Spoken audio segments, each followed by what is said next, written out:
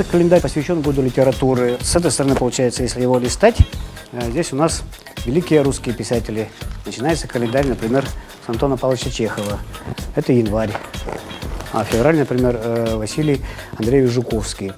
А если календарь перевернуть, то здесь у нас классики якутской литературы.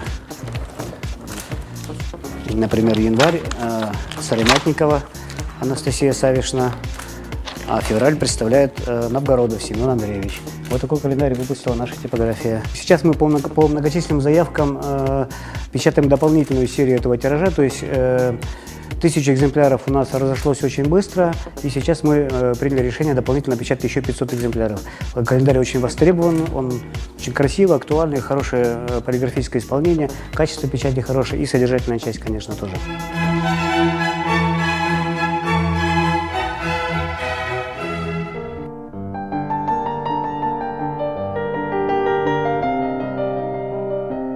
Я прочитаю стихотворение из позднего Бориса Пастернака. Оно называется «Единственные дни».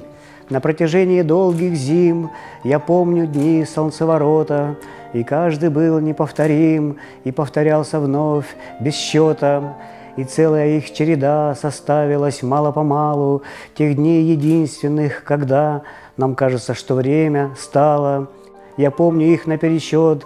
Зима подходит к середине, дороги мокнут, с крыш течет, и солнце греется на льдине, и любящие, как во сне, друг к другу тянутся поспешней, и на деревьях в вышине потеют от тепла скворечни, и полусонным стрелкам лень ворочается на циферблате, и дольше века длится день, и не кончается объятие.